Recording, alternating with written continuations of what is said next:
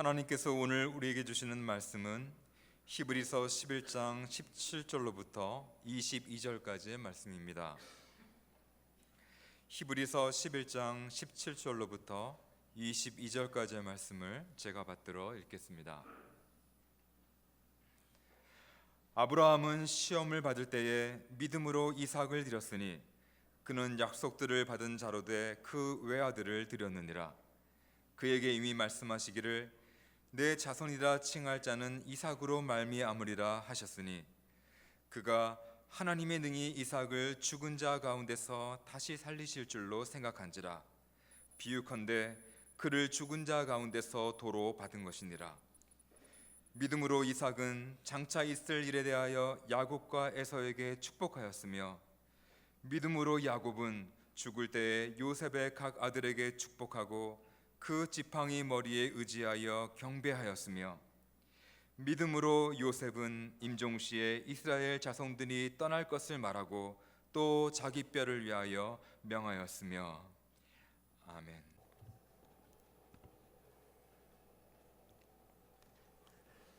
가을 문턱에 들어선 주일입니다. 이번 여름은 작년 여름만큼 무덥거나 혹은 긴 뜨거운 여름이 아니어서 쉽게 넘어간 것 같습니다. 하지만 한반도 정세를 둘러싼 정세가 점점 뜨거워져서 우리가 마치 여름을 견디는 것 같은 어려움에 빠져 있습니다.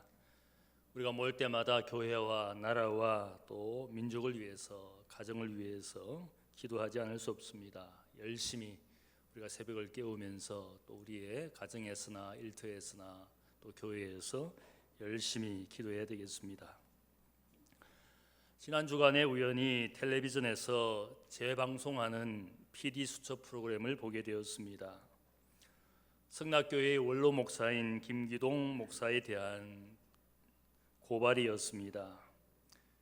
김기동 목사의 귀신론, 이 귀신론 가르침 때문에 여러 교단들이 그를 지금도 이단으로 정죄하고 있습니다. 성락교회를 통해서 많은 추종자를 만들고 지금은 그의 아들에게 교회를 세습시키고는 여전히 카리스마적인 지도자로 그 교회에서 추앙받는 인물입니다. 이번 PD수첩은 돈과 여자 문제에 대한 그의 이중적인 모습을 고발했습니다. 새롭게 밝혀진 비디오 점검물을 제시하면서 또 최근에 법원으로부터 횡령 혐의로 징역 선고를 받았음을 밝혔습니다. 끊임없이 강단에서 거짓말하고 또 그의 가족이 벌이고 있는 사치스러운 모습을 보면서 제 마음에 여러 생각이 들었습니다. 우리 목사들이 양들을 하나님께로 인도하는 목자가 되지 못하고 많은 목사들이 오히려 하나님께로 교인들이 나아가는 길을 막고 있는 방해꾼이 아닌가, 그런 생각으로 자책하게 되었습니다. 늙어가면서 탐욕이 더해가는 목사들의 추문을 보면서 아직 젊은 목사인 저도 결코 장담할 수 없다고 생각을 하면서 마음이 울적해졌습니다. 나도 세월이 가면서 탐욕스럽고 추하게 늙지 않을까, 그런 복잡한 마음을 가지고 전남 구례군에 있는 어느 시골 교회에 가서 주일 예배를 드렸습니다. 약 80명의 교인이 있는 시골 교회로서 적지 않은 교회였습니다. 담임 목사님의 인도로 예배가 시작이 되었는데 대학교의 예배 순서처럼 거의 똑같은 모양으로 예배 순서가 진행이 되었습니다. 우리처럼 경배 찬송, 신앙 고백의 시간에는 일어나서 함께 찬양하고 신앙 고백을 했습니다. 그런데 제가 놀라웠던 것은 교인들의 반수 정도가 자리에서 일어나지 않고 앉은 채로 찬양을 하고 앉은 채로 신앙 고백을 했습니다. 그래서 제가 놀라서 주보를 들여다보았습니다. 주보에 보니까 별표에는 몸이 불편하지 않으신 분들은 일어나시기 바랍니다, 그렇게 적혀 있었습니다.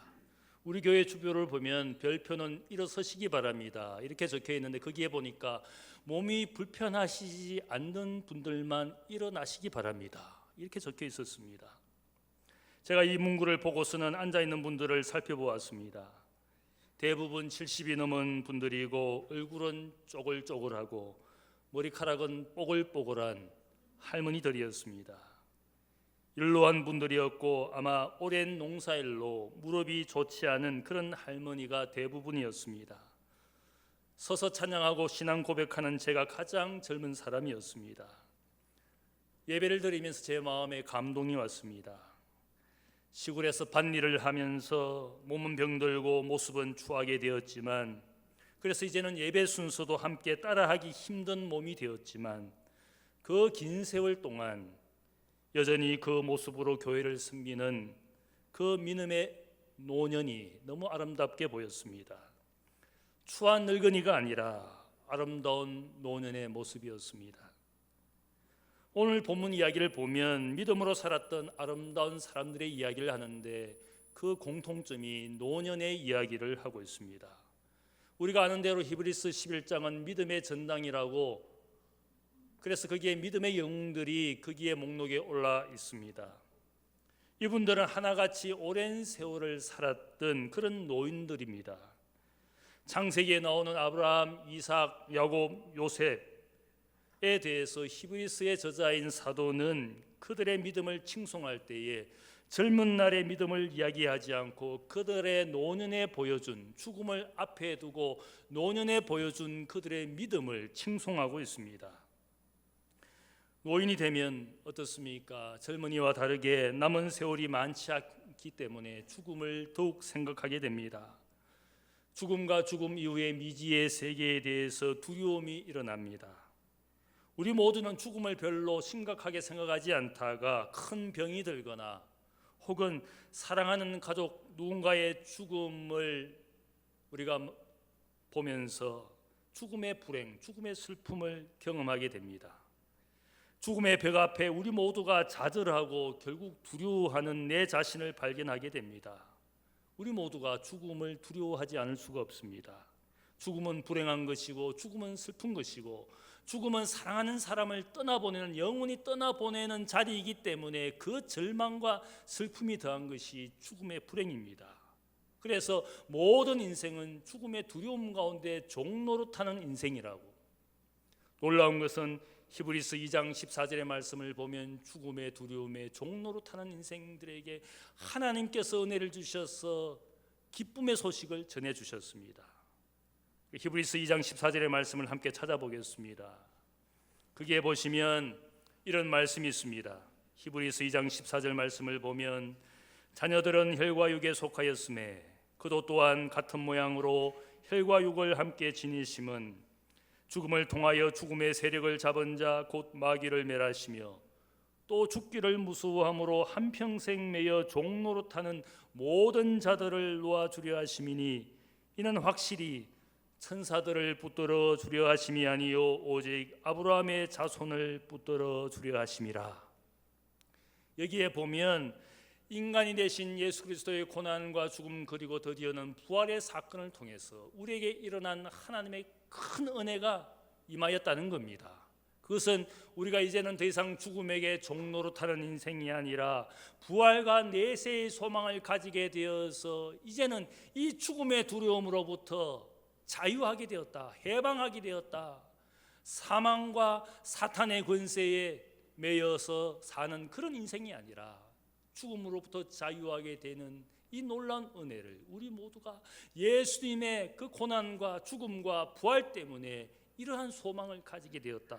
그래서 죽음의 두려움에서 이제는 벗어났는데, 벗어나게 된 이 은혜를 받은 사람들이 천사라는 그런 특별한 존재들을 위한 것이 아니라 아브라함의 자손들을 붙들어 주시기 위해서, 아브라함의 자손들을 도와주시기 위해서 이런 은혜가 임하였다는 겁니다.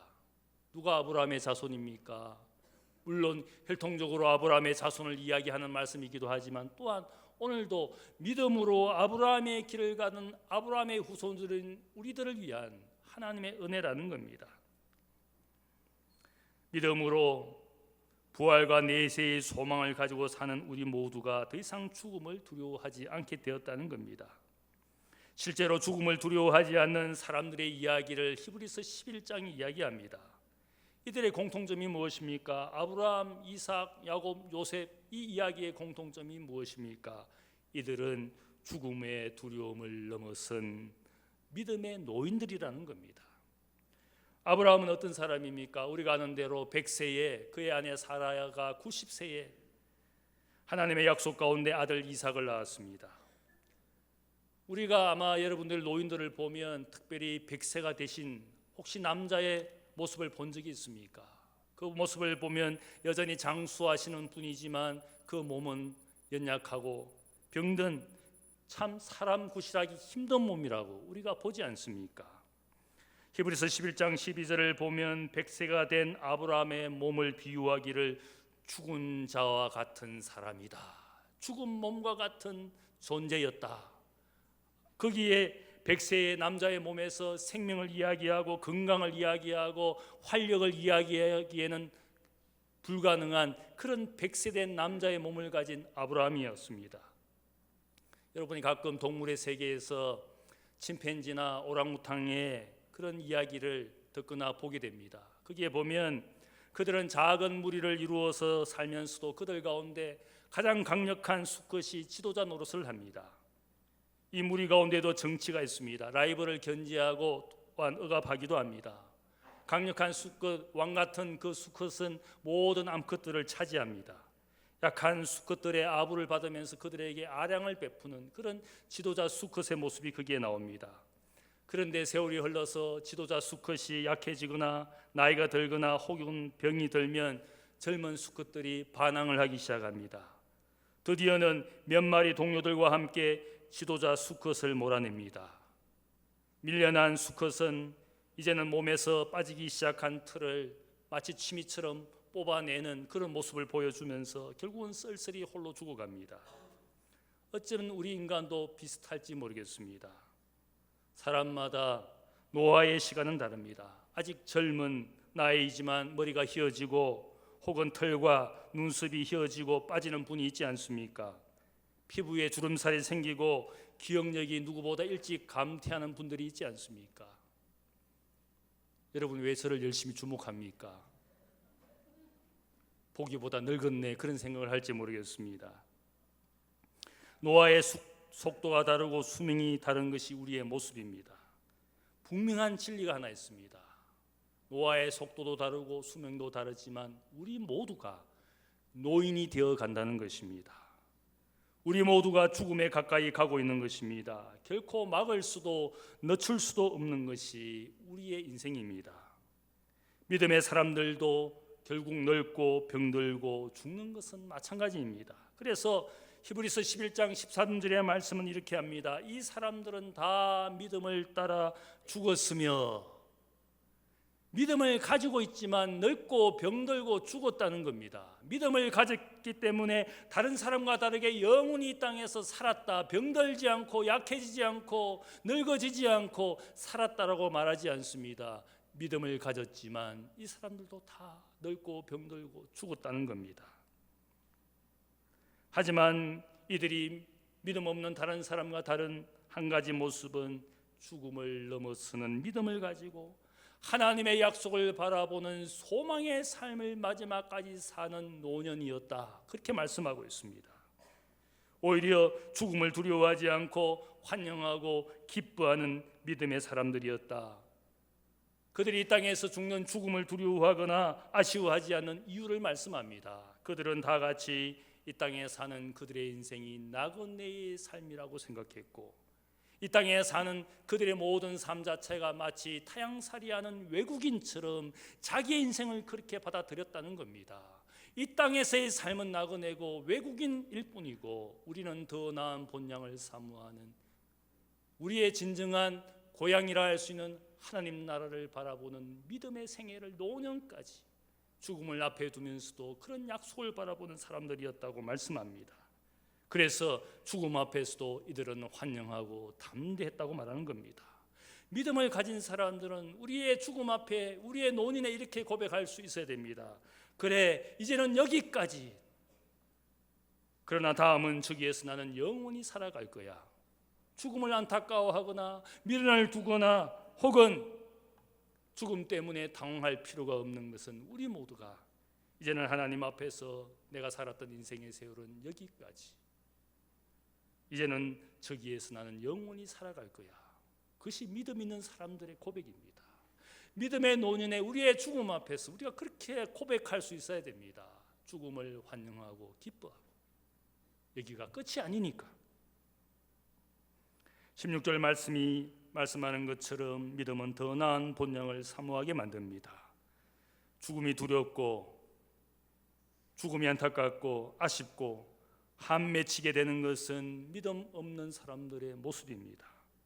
그래서 세상 사람들이 그런 말을 합니다. 세상에 미련이 있고 한이 있어서 죽으면 어떻게 됩니까? 죽어서 귀신 됩니다. 귀신 되어가지고 못 받은 돈 돌려달라고 그 사람 주위를 맴돌며 돌려도 사놓은 부동산이 아까워서 아까워 누구 때문에 내가 고통당했고 상처받아서 그거 내가 치유받지 못하고 죽었으니까 네 때문에 억울해 귀신 됩니다. 미련이 많고 한이 많고 남겨놓은 것이 아까우면 세상에 소망을 둔 사람들은 세상 사람들이 생각한 대로 귀신 되는 겁니다. 저희 가정에 믿음의 유산을 물려준 분은 돌아가신 외할머니였습니다. 알코올 중독 남편을 만나서 일평생 남편 덕 한 번도 보지 못하고 일평생 시골로 보따리 장사를 하시면서 세 자녀를 키웠습니다. 남편의 모진 박해를 받으면서도 신앙을 지켰고 결국 젊어서 과부가 되었지만 저희 외할머니 모습을 저는 늘 기억합니다. 시간과 또 여유가 있으면 늘 용무산 기도원에 올라가셔서 거기서 몇 날 며칠 혹은 몇 달을 지내시면서 늘 기도하시는 외할머니였습니다. 제가 목사가 되었으면 하는 바람으로 어릴 때 제가 너무 병약했기 때문에 늘 할머니 집으로 데려가서 겨울 방학이면 보약을 먹여주시면서 늘 저를 위해서 기도해 주었습니다. 결국 환갑이 못되고 병고 가운데 세상을 떠나셨습니다. 마지막 임종의 순간에 할머니는 자신의 귀에 자신을 위해서 불러주는 아름다운 찬송 소리를 들었습니다. 그 찬송 소리를 듣는 순간에 할머니가, 저는 그 자리에 없었지만 저희 어머니의 간증 가운데 할머니가 돌아가시기 직전에 그렇게 하늘에서 울려 퍼지는 찬송 소리를 듣고 너무너무 기뻐하셨다는 겁니다. 아니 이 소리가 누구의 소리야? 원대교회 성가대가 와서 불러주나? 아니면 어머니가 다니는 삼성교회 성가대가 와서 불러주나? 이렇게 아름답고 너무나 멋진 찬양의 소리를 들으니까 너무너무 마음이 기뻐. 제가 생각하기에는 할머니의 영혼을 하늘의 찬양대가 받아주셨습니다. 할머니를 환영해주는 아름다운 천국의 찬양 소리를 듣고는 마지막 인생을 마치셨습니다. 죽음을 앞에 두고 두려워하는 모습이 아니라 모진 핍박과 일평생 가난 속에서도 믿음을 지킨 한 늙은 여인의 감사와 기쁨이 가득한 마지막 모습이었습니다. 병든 외할머니의 모습은 추한 늙은이의 모습이 아니라 믿음을 지키고 살다가 가시는 가장 아름다운 할머니였습니다. 고등학교 3학년 때 외할머니의 영전에 제가 목사가 되기로 그 영전에 고백을 했습니다. 할머니의 기도대로 제가 목사가 되겠습니다. 저의 신앙의 고백과 할머니의 신앙의 고백을 담아서 제가 할머니 영전에 이 노래를 불렀습니다. 하늘 가는 밝은 길이 내 앞에 있으니 슬픈 일을 많이 보고 늘 고생하여도 하늘 영광 밝음이 어두운 건을 헤치니 예수 공로 의지하여 항상 빛을 보도다. 죽은 몸과 같던 100세의 아브라함에게 하나님께서 생명의 분신인 아들 이삭을 허락하셨습니다. 놀라운 것은 이 아들 이삭을 하나님께서 아브라함에게 제물로 바치라고 충격적인 명령을 하셨습니다. 더욱 놀라운 것은 아브라함은 자신의 분신 같은 아들 이삭을 하나님께 제물로 바치기로 결심하고 행동에 옮기려고 합니다. 이 놀라운 일을 행할 수 있었던 이유를 히브리서 11장 19절에 설명합니다. 아브라함은 하나님이 능히 이삭을 죽은 자 가운데서 다시 살리실 줄을 생각한지라 비유컨대 아들을 죽은 자 가운데서 도로 받은 것이라. 아브라함의 믿음의 생애가 무엇입니까? 그는 자신이 죽은 몸 같은 백세의 몸에서 아들을 낳는 죽음이 아니라 생명을 만들어내시는 하나님을 믿은 겁니다. 아들이 제물로 바쳐서서 혹 죽게 될지라도 자신에게 약속하신 아들을 통하여 자신들의 후손을 하늘의 별처럼 바다의 모래처럼 번성하게 하실 하나님의 약속을 믿었습니다. 아들이 죽을지라도 그 아들을 살리실 생명과 약속의 하나님을 믿었습니다. 그것이 노년의 아브라함의 믿음이었습니다. 죽음을 넘어서서 생명에 대한 믿음이 있었기 때문에 그는 죽음의 종로로 타지 않았습니다. 아들을 죽음에 내어 주었던 것은 죽음 넘어 있는 생명, 그 약속을 믿었기 때문입니다. 죽음을 두려워하지 않은 겁니다. 그것이 아브라함의 믿음이었습니다. 노년의 믿음이었습니다. 아브라함의 후손인 이삭과 야곱, 요셉의 믿음에 대해서도 오늘 말씀이 증거하고 있습니다. 이들의 믿음의 이야기 공통점이 있습니다. 이들은 노년의 죽음을 앞에 두고 자신의 믿음을 보여주었습니다. 말씀을 보면 이삭은 죽기 전에 장차 있을 일에 대하여 야곱과 에서 두 아들에게 축복했습니다. 창세기 27장을 보면 이삭이 나이 많아 눈이 어두워지고 기력이 쇠해졌을 때에 두 쌍둥이 아들 에서와 야곱을 불렀습니다. 두 사람에게 각각 복을 주었습니다. 그래서 두 아들에게 축복한 대로 미래의 야곱은 이스라엘의 조상이 되고 에서는 에돔 민족의 조상이 되었습니다. 이삭이란 사람은 그 이야기가 창세기에 길지 않습니다. 아버지 아브라함이나 혹은 그의 아들 야곱의 이야기에 비해서 굉장히 짧은 이야기입니다. 그들처럼 드라마틱한 인생을 살지 않았지만 이 이삭은 아버지 아브라함이 갔던 믿음의 길을 갔습니다. 아브라함이 봤던 우물을 다시 파면서 아브라함의 믿음의 길을 가면서 나그네의 삶을 살았을 때 하나님이 이삭에게 목축과 농사에 100배의 복을 주셨습니다. 그러한 살아있는 동안 큰 복을 받았지만 그가 노인이 되고 죽음을 앞에 두었을 때 자신이 세상에서 받은 복을 자랑하거나 그 유산을 전해주는 아버지가 아니었습니다. 두 아들을 불러놓고 자신이 받은 복을 자랑하는 것이 아니라 오히려 두 아들의 미래를 염려하며 그들을 축복했습니다. 그들을 향하신 미래의 하나님의 뜻이 이루어지도록 축복해 주었습니다. 과거의 축복을 그는 자식들에게 자랑하는 것이 아니라 미래의 하나님의 뜻이 두 아들 가운데 자신과 자신의 아버지의 믿음이 두 아들에게 증거되어지기를 원했습니다. 미래를 그들에게 있는 하나님의 뜻을 전했습니다. 자신의 죽음을 넘어서서 하나님의 뜻이 두 아들에게 이루어지도록 축복해 준 믿음의 노년이었습니다. 야곱의 이야기는 어떠합니까? 우리가 야곱을 아는 대로 형을 속이고 아버지를 속이고 형의 장자의 축복을 도적질했습니다. 그것 때문에 형과 아버지의 분노를 사고 도망자가 되고 나그네의 삶을 오랜 세월을 살았습니다.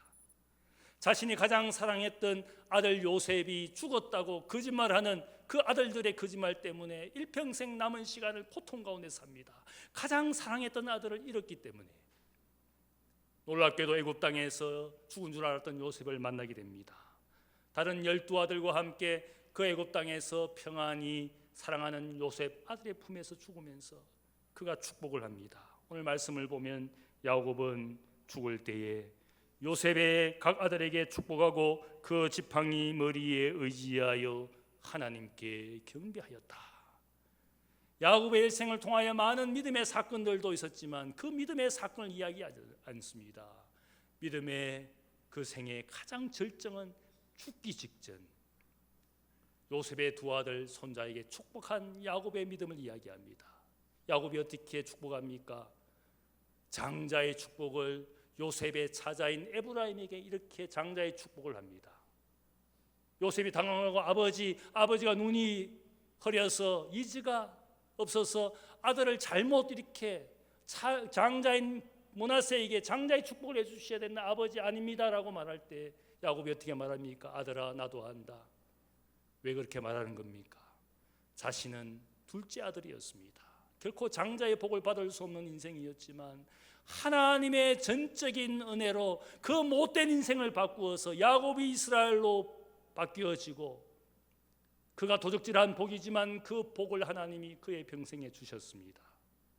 뒤돌아보니까 자기 인생은 그런 하나님의 복과 은혜를 받을 수 없는 악하고 속이는 인생인데 하나님의 전적인 은혜로 아들의 품에서 평안히 죽는 이 순간 자신의 인생에 하나님의 은혜를 생각했습니다. 그리고 손자에게 자자가 되는 에브라임에게 자신처럼 장자의 복을 주었습니다. 그것은 하나님 앞에 그 은혜에 감사하는 노년이었습니다. 지팡이 머리에 의지하여 그의 인생의 마지막까지 하나님을 경배했습니다. 인생을 바꾸어 주신 하나님의 은혜를 감사했습니다. 하나님의 은혜와 사랑을 깊이 깨달으면 깨달을수록 우리는 죽음의 두려움에서 자유하게 됩니다.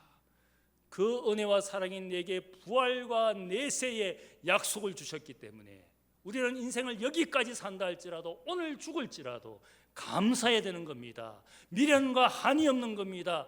이 땅은 나그네의 삶이니까 여기까지, 이 다음은 저기에서 영원히, 그것이 우리가 믿음을 가진 사람들의 고백이 되어야 됩니다. 하나님의 은혜와 사랑을 알면 알수록 우리는 이 죽음의 두려움에서 자유하게 되고 감사하게 되고 드디어는 축복하게 되는 것입니다. 마지막으로 히브리서의 저자는 요셉의 믿음에 대해서 증언합니다.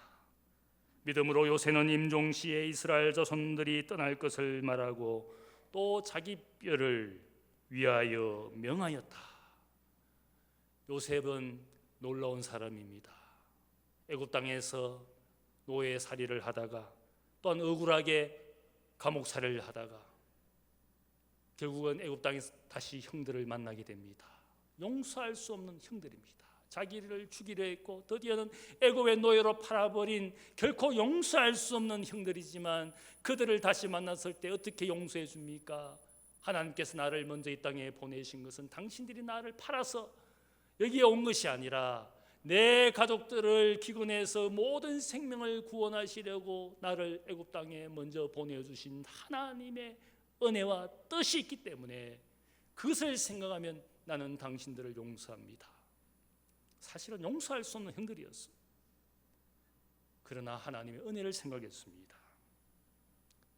그런 믿음을 가진 의인 애굽이었지만 그런 모든 이야기를 다 접어두고 마지막 이 믿음의 이야기는 요셉이 죽기 전에 유언하기를 자신의 뼈를 저 약속의 땅 가나안 땅에 묻어달라고 유언을 남깁니다. 세상에서 성공하고 출세한 권력자 요셉이었지만 그런 이야기 하지 않습니다. 나는 죽어서도 이 땅에서 권력자로 피라미드 만들어서 거기에 묻히는 그런 인생으로 자랑하면서 자기 인생을 마치는 것이 아니라 나는 이 땅이 아니고 하나님이 약속하신 가나안 땅에 죽을지언정 내 뼈라도 거기에 묻어달라고 유언을 남깁니다. 그것이 요셉의 믿음이었습니다. 많은 돈 벌어서 자식에게 물려주고 신앙도 믿음도 다 필요 없고 돈이 최고야. 그런 사람 많지 않습니까? 요셉은 자신이 가진 권력도 지위도 부귀영화도 말하지 않았습니다.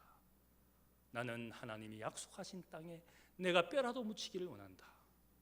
이 유언을 누가 지킵니까? 모세가 백성들을 데리고 출애굽할 때 요셉의 뼈를 가지고 모세가 직접 챙겨서 애굽 땅을 떠나게 됩니다. 오랜 세월이 지나고 드디어는 가나안 땅, 모세의 후계자 여호수아가 땅을 정복하고 땅을 분배하고 마지막으로 한 일이 무엇입니까? 가나안 땅 세겜 땅에 요셉의 뼈를 묻는 것으로 출애굽 이야기가 결론이 납니다. 요셉의 뼈와 함께 시작하고 요셉의 뼈를 묻으며 애굽 땅에서 이제는 약속의 땅 가나안 땅에 들어온 것을 이 이야기가 마치고 있습니다. 무엇을 말씀합니까? 세상이 우리의 소망이 되지 못하고 하나님의 약속이 우리의 소망이고 나는 죽을지라도 죽음을 넘어서서 하나님의 약속을 바라보는 것이 믿음이라는 겁니다.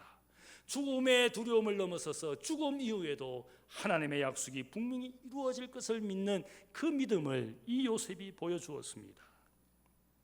오늘 믿음장의 첫 이야기가 무엇입니까? 믿음의 첫사람이 누구입니까? 가인에 의해서 죽임당한 아벨을 이야기하고 있습니다. 아벨은 죽었지만 그 믿음이 지금도 말하고 있느니라. 억울하게 죽었지만 그러나 믿음으로 하나님 앞에 제사 드리는 삶을 살았던 의인 아벨의 믿음은 죽었지만 오늘 우리에게 증언하고 있다. 믿음은 결코 없어지지 않습니다. 내가 가진 믿음, 노년까지 주님을 사랑하고 하나님을 사랑하며 자식들에게, 자녀들에게 보여준 이 믿음은 그들의 가슴에 씨로 뿌려져 있는 겁니다. 그 씨가 분명히 열매 맺을 겁니다. 죽지만 우리의 믿음은 위대한 겁니다. 어떤 인생을 살고 싶습니까? 어떤 노년이 되고 싶습니까?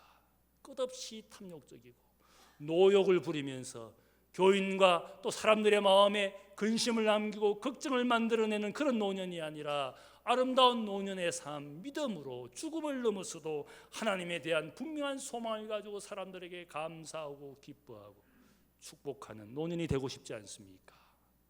그런 인생 되시기를 축복합니다. 죽지만 여러분의 믿음이 후세에 여전히 증거되고 있는 위대한 믿음의 성도가 되시기를 주님의 이름으로 축복합니다. 사랑의 아버지 하나님 감사합니다.